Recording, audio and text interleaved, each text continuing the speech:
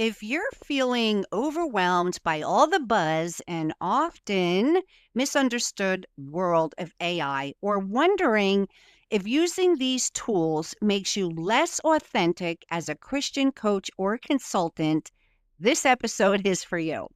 I'm going to share how I use AI in my own business, how I've messed up, and what scripture has taught me about embracing new tools while staying true to our calling. No hype, no tech jargon, just practical wisdom for faith driven entrepreneurs like you. Here's 3 key points for today. Let's bust the myth that using AI makes you less authentic. The exact framework I use to stay faithful to my calling while letting technology handle the busy work, and then some real talk about when to use these tools and then when to rely purely on the wisdom that God has given you. Think of this as having coffee with a friend who's walked this road and wants to help you navigate it with confidence and biblical wisdom. Hey, Coach. Welcome back to the Coach by God Entrepreneur Show. I'm Denise Milianta, self-proclaimed mama bear of the coaching industry, certified professional coach, mentor, consultant, tech trainer, and a faith-fueled business maven with a knack for turning chaos into gold. If you are ready to leverage your hard-earned coaching certification, get clarity, create ripples in the marketplace, build a business that glorifies God, and make money, this podcast is for you. You can find out more and connect with me over at denisemilianta.coach. Ready to dig into today's show? Get ready for a dash of sass, a sprinkle of wit, a dose of wisdom, and a whole lot of no-nonsense strategies that will transform your life and your business. Let's go. Okay, welcome back. All right, so today we are talking about using AI tools like Claude, ChatGPT, and Bing as virtual assistants in our coaching or consulting businesses. If you're new here, each episode falls under one of my 4 pillars: life, business, faith, and tech. These pillars are not separate boxes. They're interconnected foundations of how we do business as Christian entrepreneurs. And today's tech topic hopefully will free you up. I pray it doesn't push any of your buttons. Now, I know many of you are probably hearing about these tools everywhere, and maybe, just maybe, you're feeling a little bit overwhelmed or skeptical about how they could actually fit into your work. Trust me, I get it. There's so much hype, and it can be hard to separate the realistic possibilities from the overblown promises. So today we're going to talk about this, no fancy claims. Let's just have an honest look at what these tools can and can't do and how we might actually use them in our daily work. First, what these AI assistants actually are. Like the wise builder in Proverbs 24, 3-4, who understands that through wisdom a house is built and by understanding it is established, by knowledge, the rooms are filled with all precious and pleasant riches. We need to understand that these tools, if we need to understand our tools and how to use them effectively. Now, ChatGPT is probably the one that you've heard most about. It's made by OpenAI, and it's like having a really knowledgeable conversation partner. I use ChatGPT. I use the paid version.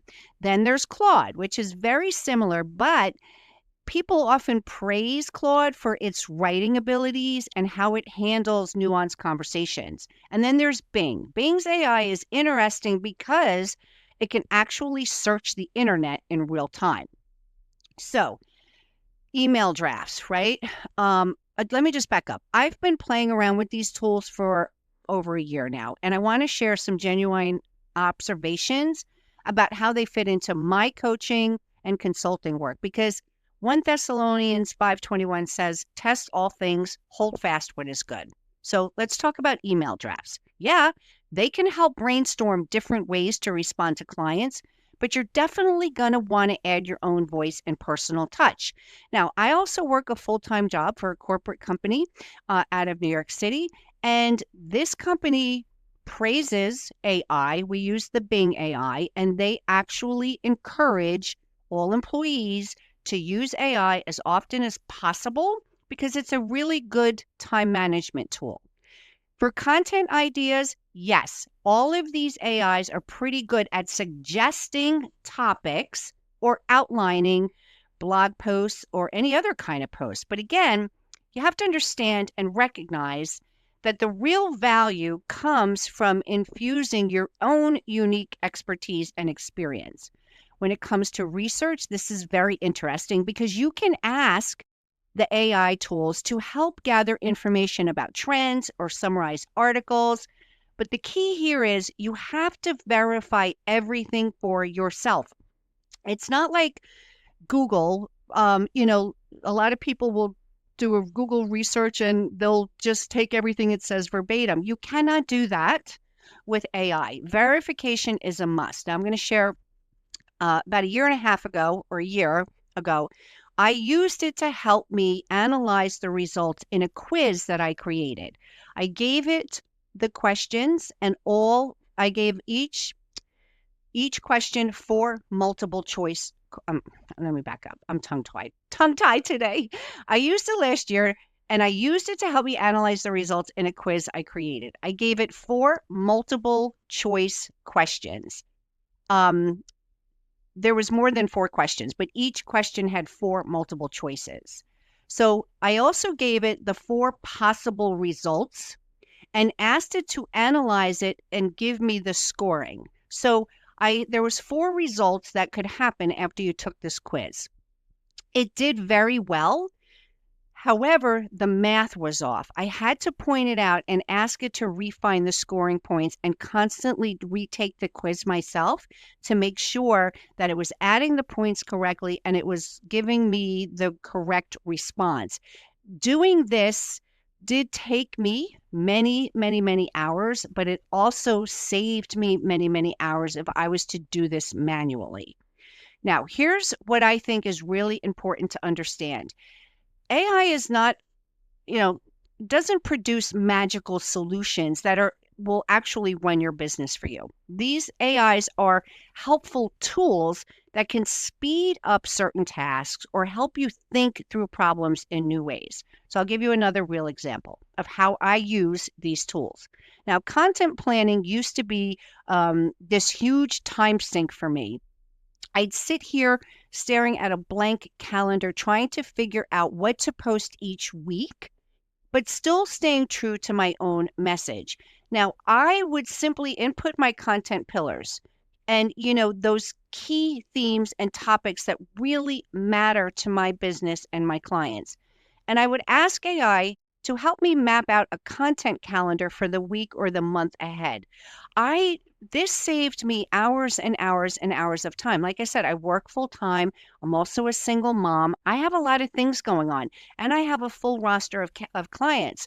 So if I can use this one tool to save me a couple of hours, guess what? I'm using it. And I'm doing it without any shame. What's cool about this approach is that it's still 100% my strategy and my expertise driving everything. AI isn't telling me what my pillar should be or what my business stands for. It's just helping me organize and distribute my messages in a more structured way. Then I take those suggestions and I infuse them with my real world experiences, client stories, and current insights. So I'll give you an example. Last week, I was trying to explain to a client why using AI tools doesn't make their coaching practice less authentic. I was stuck in my own head about how to do it, so I asked Claude, can you give me some analogies for how AI tools are like other business tools that coaches already use? AI suggested comparing it to using Canva for graphics or spell check for writing, tools that nobody questions, right? This sparked my own thinking, and I ended up developing that idea further with my own analogy about how using a calendar app doesn't make you less organized than using a paper planner. It's still your system, your process, just with better tools. Did I use AI's exact words? No. But that initial brainstorming helped me find a clearer, more relatable way to explain it to my client. And guess what? They had this aha moment where the fear of using AI tools melted away. Now, I want to talk about some practical considerations. Cost, right? Cost is one of them. These tools usually will have a free version, but the paid versions, anywhere between $20 and $30 per month, generally work better. Is it worth it? Well, that really depends on how you plan to use it. I personally find it very worthy, very worthy. Now, excuse me, privacy. This is huge. You have to remember that anything you type into these AI tools could potentially be used to train future versions. So you never ever want to share client information without thoroughly, making it anonymous at first, right? We don't want to put in names and businesses and all of that stuff. Learning curves. Yes, there is definitely a learning curve. These are not plug and play solutions. You need to learn how to communicate effectively with them to get good results. It's not like doing a Google search. Now, I want to talk about addressing the authenticity myth because this drives me crazy. I see it all over social media. This idea that using AI somehow makes you inauthentic as a coach or a consultant. You've probably seen the post. I can instantly tell when something is AI written or real coaches don't use AI. I've seen all kinds of bashing and shame posts on Facebook about using AI. Can we just unpack this for a moment? Because honestly, it's a bit like saying using spell check makes you less of a writer or using calculators makes you less of an accountant. Do you think an accountant doesn't use a calculator? Here's the thing. Authenticity comes from your ideas, your experiences, your unique perspective on helping clients transform their lives. The tools you use to express those ideas, well, they're just that. They're simply tools. You can think about it this way too. If you use Canva to create social media graphics, does that make you less authentic than someone who hand draws everything? Of course not. If you use scheduling software instead of a paper calendar, does that make you less genuine? Of course not. The truth is, people can't actually instantly tell when AI has helped with content.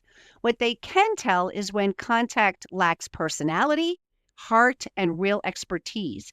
And that can happen whether you use AI or not.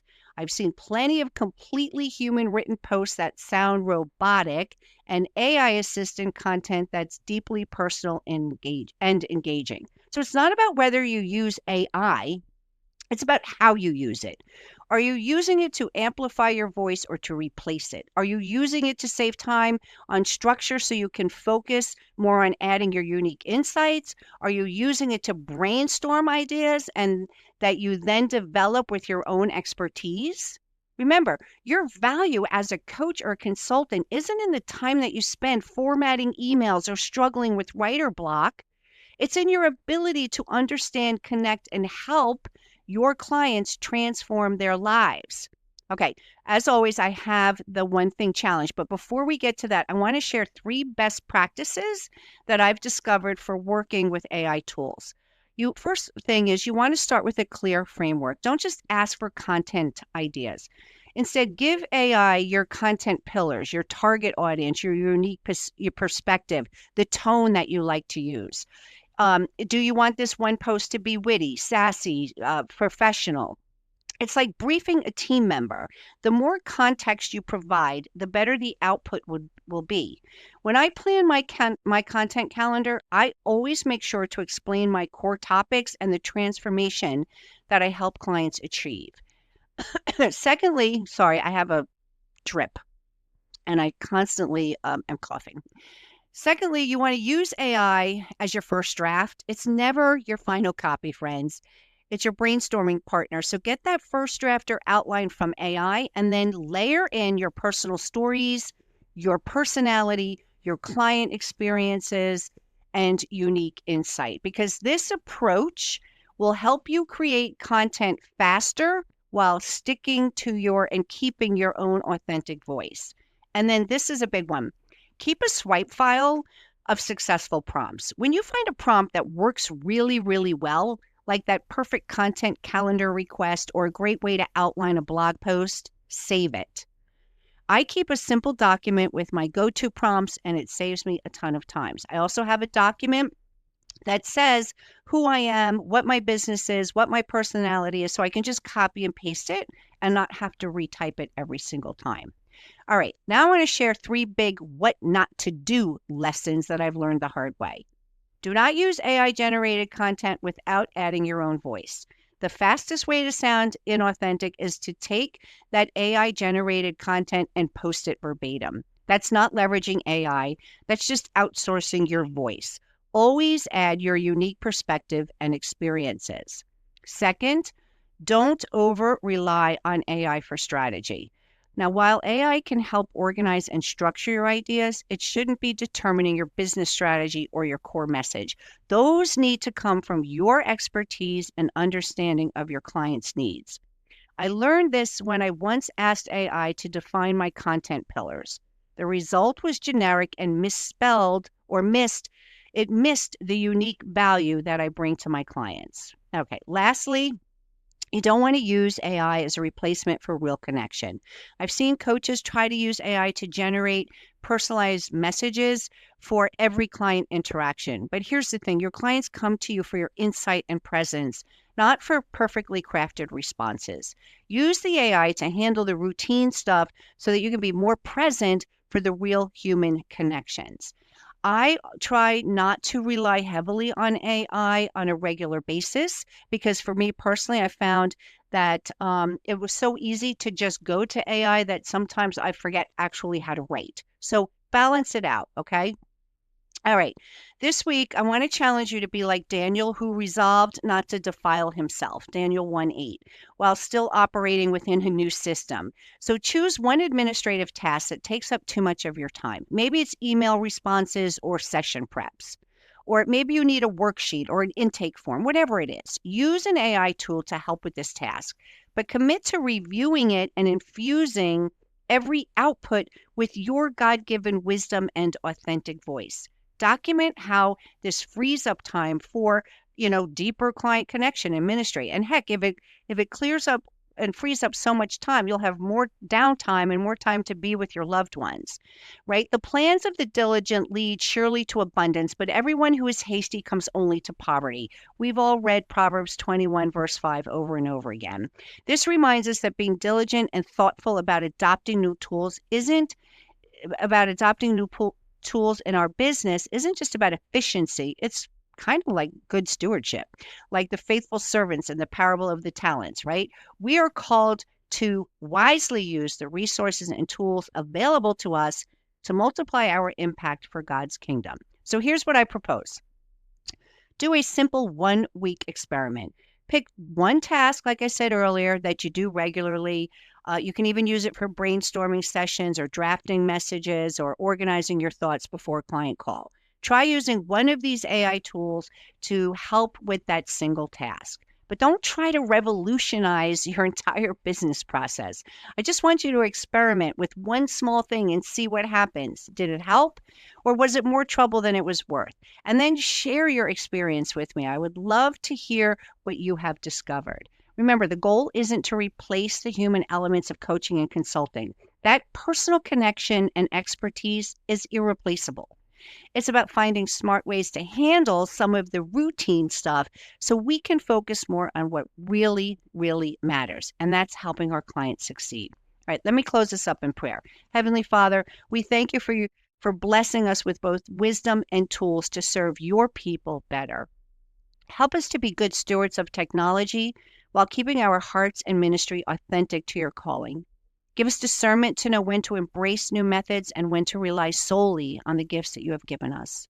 Lord, guide us in using these tools not just to build our businesses, but to create more space for genuine connection and transformation in our clients' lives.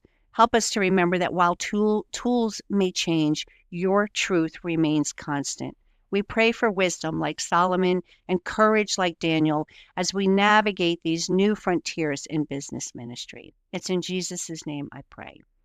Well, that's it for today's episode. If you found it helpful, share it with somebody. Next week, we will be back. And I think that the pillar for next week is business. We will be talking about high ticket program creation next week. Okay. Be well, be blessed. Well, I hope you enjoyed today's episode of the Coach by God Entrepreneur. If this blessed you, please hit the subscribe button and leave me a review. I would be truly blessed if you shared this podcast with another coach. And remember, success in coaching is not just about what you achieve, but who you become in the process. Tune in for more insights and actionable strategies in my upcoming episodes. Stay connected, stay inspired, and let God lead the way to your coaching greatness.